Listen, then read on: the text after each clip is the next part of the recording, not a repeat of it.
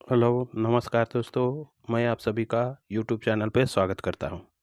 दोस्तों, चलिए हम लोग जिस शेयर के बारे में जानकारी लेना चाह रहे हैं, उस शेयर का चलिए सबसे पहले हम लोग बैलेंस शीट देख लेते हैं। बैलेंस शीट में हम लोग सबसे पहले इक्विटी कैपिटल देखेंगे, फिर रिजर्व देखेंगे और उसके बाद में बोरोइंग देखेंगे। तो मार्च 2022 में इसका इक्विटी कैपिटल था 50 करोड़ का और मार्च 2023 में 100 करोड़ का और मार्च 2024 में 103 करोड़ का इसका इक्विटी कैपिटल था। तो चलिए अब हम लोग रिजर्व देख लेते हैं। तो मार्च 2022 में 51 करोड़ का रिजर्व था, मार्च 2023 में 50 करोड़ का रिजर्व था और मार्च 2024 में 116 करोड़ का रिजर्व है। अब चलिए हम लोग इसको बोरोइंग देख लेते हैं। तो मार्च 2022 में 41 करोड़ का बोरोइंग था, मार्च 2023 में 60 करोड़ का बोरोइंग था और मार्च 2024 में 47 करोड़ का बोरोइंग था। तो रिजर्व की तुलना में बोरोइंग थोड़ा सा कम है। तो अभी मार्च 2024 में इसका रिजर्व है 116 करोड़ का और बोरोइंग है मात्र 47 करोड़ का। तो आधा से भी कम है। उस लिहाज से यहाँ हम लोग को एक प्लस पॉइंट मिल गया कि इसका बोरोइंग कम है और रिजर्व ज़्यादा है। अब चलिए इसका आगे का हम लोग देखते हैं। तो आगे में हम लोग आ गए हैं, इसका हम लोग सेल्स देखते हैं। तो मार्च 2022 में इसका सेल्स था 499 करोड़ का और मार्च 2023 में 650 करोड़ का सेल्स था और मार्च 2024 में 322 करोड़ का सेल्स था और करंट देखिएगा तो 364 करोड़ का सेल्स है। अब चलिए इसका नेट प्रॉफिट देख लेते हैं, कितना है इसका नेट प्रॉफिट।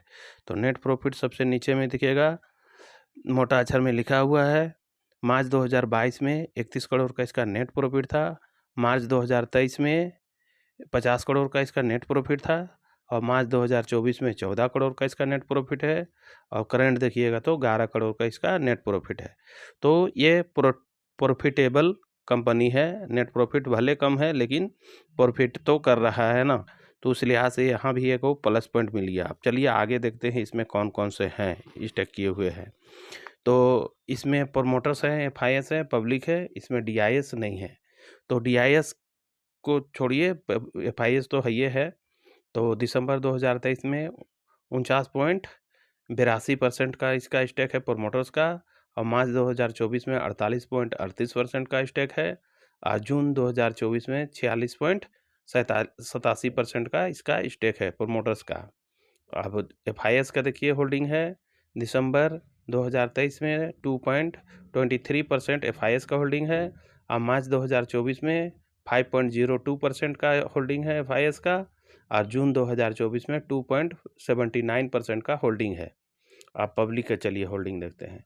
तो दिसंबर 2023 में 47.95% का पब्लिक का होल्डिंग है और मार्च 2024 में 46.60% का होल्डिंग है और करंट जून 2024 में 50.34% का होल्डिंग है। तो चलिए दोस्तों, सारा कुछ हम लोगों ने देख लिया। इसका इक्विटी कैपिटल देख लिया, रिजर्व देख लिया, बोरोइंग देख लिया, सेल्स देख लिया, नेट प्रॉफिट देख लिया और शेयर होल्डिंग भी पैटर्न हम लोग देख लिया अभी भी। तो अब चलिए आगे देखते हैं इसका क्या नाम है, कितना पे ट्रेड कर रहा है, इसका मार्केट प्राइस क्या है, इस शेयर को लेना चाहिए कि छोड़ देना चाहिए, वगैरह वगैरह सब देखते हैं। तो ये जो शेयर जिसका अभी हम लोग देखिए सारा कुछ, उस शेयर का नाम है मिष्ठान फूड लिमिटेड। ये जो शेयर है इसका जो करंट मार्केट प्राइस है 14 रुपया 87 पैसा, सॉरी 14 रुपया 67 पैसा। तो ये 27 सितंबर का है, 3:59 का यह समय दिखा रहा है। तो आगे हम लोग इसके विषय में बात करेंगे। सबसे पहले हम लोग एक दिन का इसका चार्ट देख लीजिए किस प्रकार से था। पहले नीचे, फिर ऊपर गया, फिर नीचे आया, फिर ऊपर गया, फिर नीचे आके एक ही रेंज पे ट्रेड करने लगा और परसेंटेज में देखिएगा तो 1.31% का रिटर्न बना के दिया। और 5 दिन का चार्ट देखिएगा तो इस प्रकार से इसका चार्ट था। पहले ऊपर था, फिर धीरे धीरे करके नीचे आया और थोड़ा सा ऊपर होके फिर नीचे हुआ और फिर थोड़ा ऊपर गया और एक ही रेंज पे ट्रेड किया। और परसेंटेज पे देखिएगा तो 1.41% का यह रिटर्न बना के दे दिया, नेगेटिव रिटर्न बना के दिया। ठीक है दोस्तों, अब चलिए एक महीना का इसका हम लोग चार्ट देखते हैं। तो एक महीना में पहले यह ऊपर था, धीरे धीरे करके नीचे आया, फिर थोड़ा ऊपर गया, फिर बहुत ज़्यादा नीचे आया और एक ही रेंज पे ट्रेड करने लगा। और परसेंटेज में देखिएगा तो 2.98% का यह नेगेटिव रिटर्न बना के दिया। और 6 महीना के देखिएगा तो 6 महीना के इस प्रकार से चार्ट था। पहले ये ऊपर था, धीरे धीरे करके नीचे आया, फिर थोड़ा ऊपर गया, फिर नीचे आया, फिर थोड़ा ऊपर गया, फिर नीचे आके एक रेंज पे ट्रेड करने लगा। और परसेंटेज में देखिएगा तो -20.96% का नेगेटिव रिटर्न बना के दिया। अब चलिए इसका हम लोग मार्केट कैप देख लेते हैं। तो इसका मार्केट कैप है 1.58,000 करोड़। ठीक है दोस्तों, फिर एक बार बोल रहा हूँ, मार्केट कैप है 1.58,000 करोड़ इसका मार्केट कैप है। हाई देखिएगा तो 14 रुपया 90 पैसा और लो देखिएगा तो 14 रुपया 48 पैसा। तो चलिए हम और आप थोड़ा सा इसके विषय में डिस्कस कर लेते हैं, इस शेयर को लेना चाहिए कि छोड़ देना चाहिए, क्या है नहीं है। तो मिष्ठान फूड लिमिटेड, जिसका करंट मार्केट प्राइस है 14 रुपया 67 पैसा। ठीक है दोस्तों, तो ये जो शेयर है अभी जो 14 रुपया पे मिल रहा है, अगर सब कुछ इसका अच्छा रहता तो ये 14 रुपया पे आपको नहीं मिलता। तो उस लिहाज से यह अपने जगह पे ठीक है, और इसका जो करंट मार्केट प्राइस है वो भी ठीक है, इस लिहाज से ठीक है।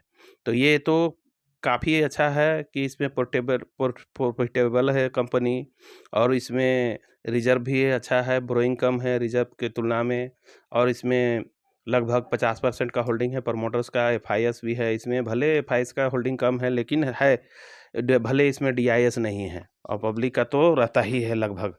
तो उस लिहाज से यह शेयर अच्छा है, मेरे अकॉर्डिंग तो यह शेयर अच्छा है। इसमें 1000-2000 रुपया का रिस्क लिया जा सकता है, लेकिन मेरे अकॉर्डिंग अच्छा है तो ज़रूरी नहीं है कि आपके अकॉर्डिंग भी यह शेयर अच्छा है। इसलिए आप अपने से थोड़ा-सा इसका जाँच पड़ताल करके ठोक बजा के देख लीजिए, रिसर्च कर लीजिए, सारा कुछ कर लीजिए, उसके बाद में ही रिस्क लीजिएगा। तो ठीक है दोस्तों, जैसा आपको अच्छा लगे वैसा कीजिएगा, लेकिन जो भी कीजिएगा अपने रिस्क पे कल होके किसी यूट्यूब को ब्लेम नहीं कीजिएगा कि फलाने का यूट्यूब देखे और मेरा तो नुकसान हो गया। ऐसा नहीं होना चाहिए दोस्तों, क्योंकि यह शेयर मार्केट है, इसमें कोई भी प्रिडिक्ट नहीं कर सकता है कि फलाने शेयर भागेगा या फलाने शेयर गिरेगा। तो दोस्तों आप अपने से रिसर्च कर लीजिएगा और अपने रिस्क पे बाय या सेल कीजिएगा। ठीक है दोस्तों, मेरा इसमें बाय करने का कोई रेकोडेंसल नहीं है, आप जैसा इच्छा लगे वैसा कीजिएगा। तो ठीक है दोस्तों, सारा कुछ मैंने इस वीडियो में रख दिया हूँ इस शेयर के बारे में, जितना कुछ मुझे नॉलेज था, जितना कुछ मुझे जानकारी था, और या जितना कुछ मैं रिसर्च कर पाया, सारा कुछ मैंने इस वीडियो पे रख दिया हो। अब आपके सामने आईना की तरह यह शेयर आईना की तरह साफ है, आप चाहे तो इसे बाय भी कर सकते हैं, चाहे तो छोड़ भी सकते हैं, जैसा इच्छा करे वैसा कीजिएगा। तो ठीक है दोस्तों, इतना ही कहकर मैं इस वीडियो को अंत करता हूँ। जाने से पहले सभी दोस्तों से कहना चाहूँगा कि अगर यह वीडियो आपको नॉलेजेबल लगा या फिर शिक्षा के उद्देश्य से बढ़िया लगा, तो इस वीडियो को लाइक, शेयर एंड सब्सक्राइब कर दीजिएगा दोस्तों, क्योंकि वीडियो बनाने में बहुत ही मेहनत और बहुत ही ज़्यादा रिसर्च लगता है, इसलिए आपसे रिक्वेस्ट है। तो बस इतना ही कहकर मैं इस वीडियो को अंत करता हूँ। धन्यवाद दोस्तों, जय हिंद।